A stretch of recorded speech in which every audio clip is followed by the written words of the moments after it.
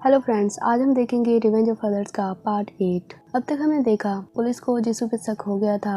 वो जिसू के यहाँ हर जगह चेक करते हैं पर उन्हें कोई सबूत नहीं मिलता क्योंकि चांदनी ने वो सबूत पहले ही हटा दिए थे।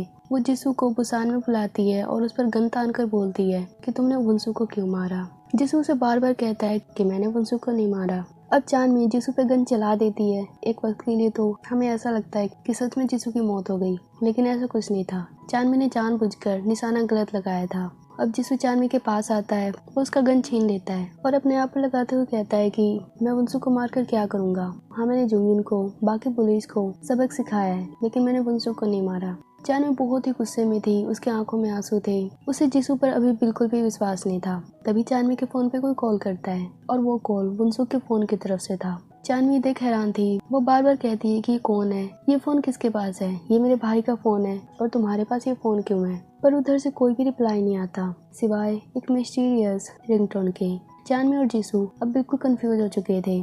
आगे हम जेवम को देखते हैं जो ओसुम के साथ था। ओसुम अभी अपने फ्रेंड्स के साथ खेल रहा था।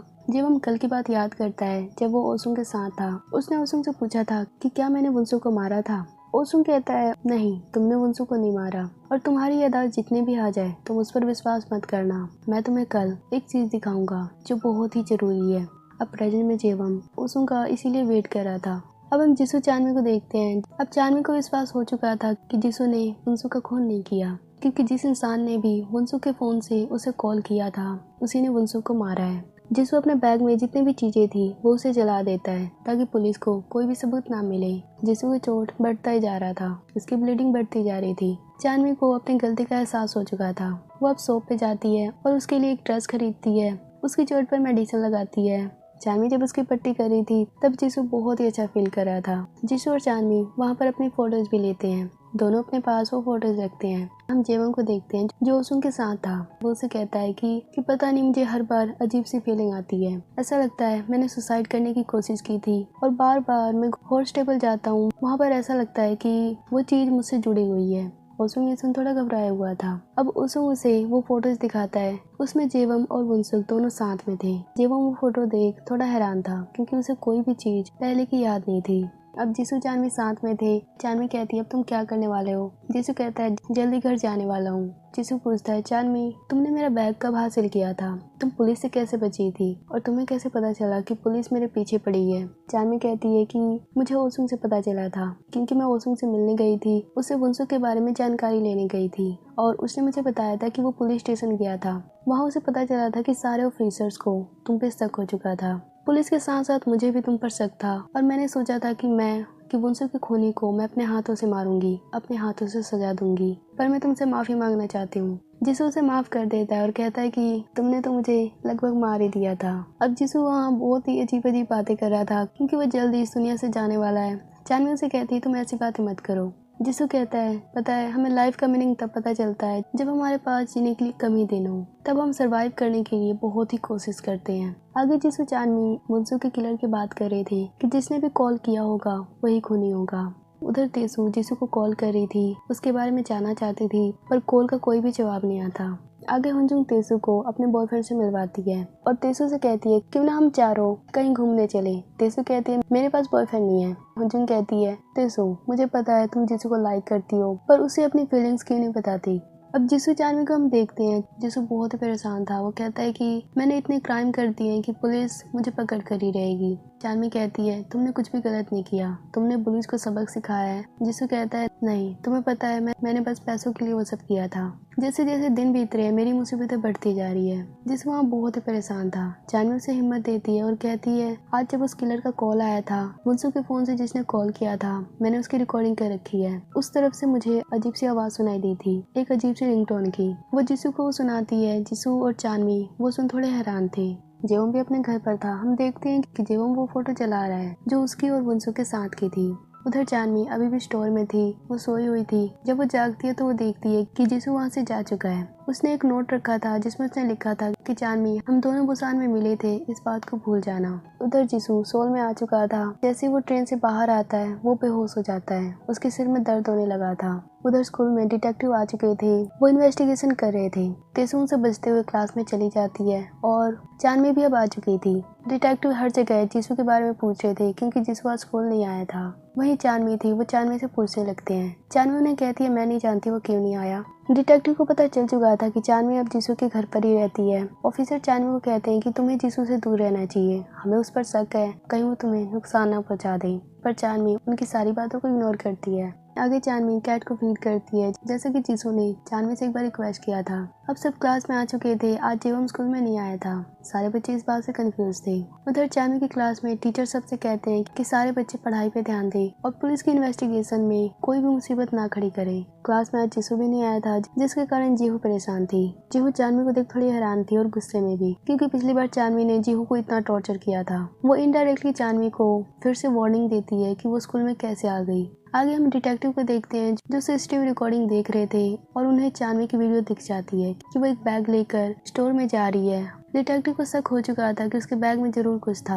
आगे हम जेवम को देखते हैं। वो जीसू को कॉल करता है पर जीसू का कोई भी रिप्लाई नहीं आता तो वो उसके घर चला जाता है। पर तभी वो देखता है कि जानवी भी वहाँ पर आ रही है। वो अब उसे देख थोड़ा हैरान था क्योंकि वो नहीं जानता था कि वैसे स्कूल में कोई भी नहीं जानता है कि जानवी और जीसू साथ में रहते हैं। अब जेवम भी ये देख हैरान था कि जानवी जीसू के घर पर क्यों गई है। उधर जेवम की मोम जेवम के लिए चिंता में थी और ओसुंग भी उनके साथ बैठा था। जेवम की मोम ओसुंग से रिक्वेस्ट करती है कि प्लीज तुम जेवम का ख्याल रखो।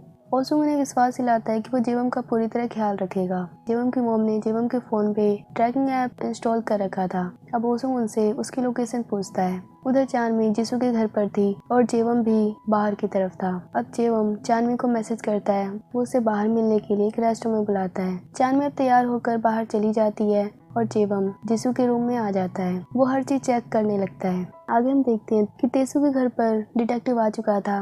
डिटेक्टिव तेसू से पूछता है कि तुम और जानवी और जीसू हमेशा साथ में दिखते हो, तुम्हें जरूर पता होगा कि जीसू अभी कहाँ पर है। तेसू कहती है मैं नहीं जानती वो कहाँ पर है। अब तेसू उनसे बचते हुए अपने घर में आ जाती है। हुंजुंग तेसू से बार बार पूछने लगती है कि डिटेक्टिव जीसू के पीछे क्यों पड़े हैं। अब तेसू हुंजुंग को जीसू की सारी स्टोरी बता देती है। हुंजुंग ये सुन बहुत ही खुश थी। वो कहती है जीसू तो हमारा हीरो है। तेसू हुंजुंग को सावधान भी करती है क्योंकि जब वो डॉक्टर के पास गए थे वो अपना स्टाइल चेंज करके विग लगा कर गए थे और वहाँ सीसीटीवी रिकॉर्डिंग में उनकी फोटोज आ चुकी होगी और किसी न किसी दिन तो डिटेक्टिव को उन पर शक हो ही जाएगा। उधर हम ओसुंग को देखते हैं जो जेबम को ढूंढता हुआ जीसू के घर पर आ चुका था। वहीं पर जीहू भी आ चुकी थी जो जीसू से मिलना चाहती थी क्योंकि वो कई दिनों से स्कूल नहीं आ रहा था।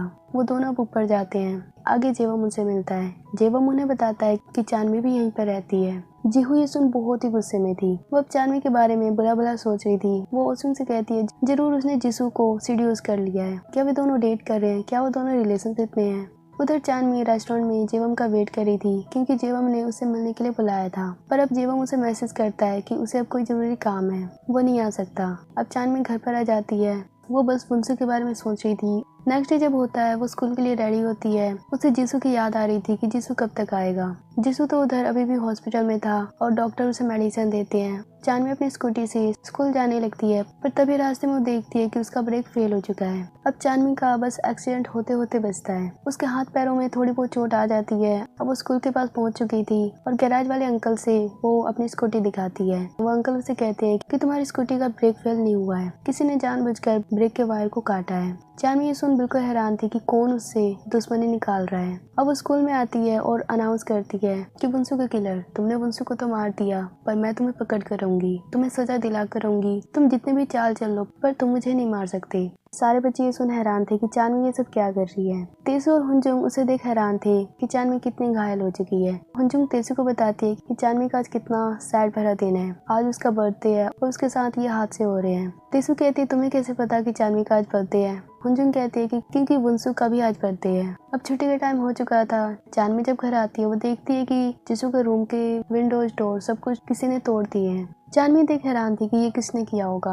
उधर डॉक्टर और डिटेक्टिव दोनों साथ में थे, दोनों बात कर रहे थे। तभी जीसू डॉक्टर से मिलने आता है और डिटेक्टिव को जीसू के बारे में पता चल जाता है कि जीसू को कौन सी बीमारी है। जीसू उन्हें सब कुछ बता देता है और कहता है कि मेरी बीमारी के बारे में आप किसी को मत बताना, मैं किसी को भी परेशान करना नहीं चाहता। डिटेक्टिव उसके लिए सैड थी, वो उसे भरोसा देती है कि वो उसके बारे में कभी भी नहीं बताएगी। उधर जानवी अपने घर पर थी, बिल्कुल परेशान थी क्योंकि उसने बुसान में जो जीसू के साथ फोटो खींची थी वो फोटो अब गायब थी। तभी वो देखती है कि जीसू भी आ चुका है। जीसू जानवी की हालत देख बिल्कुल परेशान था क्योंकि जानवी पूरी तरह घायल थी और चारों तरफ भी हर चीज टूटा हुआ था। जानवी उसे बताती है कि जरूर वुंसू के किलर ने किया है। जीसू उसे सेफ रहने को कहता है। जानवी जीसू को बहुत डांटती है कि तुम अपना फोन क्यों बंद रखते हो, मैंने तुम्हें कितने बार कॉल किए थे, मैं तुम्हारे लिए बहुत ही चिंता में थी। जीसू इस बात से बहुत ही खुश होता है कि जानवी उसकी इतनी चिंता करती है। अब जीसू जानवी को एक जगह लेकर जाता है। आगे हम देखते हैं कि जीसू जानवी को बर्थडे सरप्राइज देता है। जीसू के साथ तेसू, जेवम, हंजुंग सारे दोस्त थे। वो जानवी को बर्थडे विश करते हैं। जानवी उनकी सरप्राइज से बहुत ही खुश थी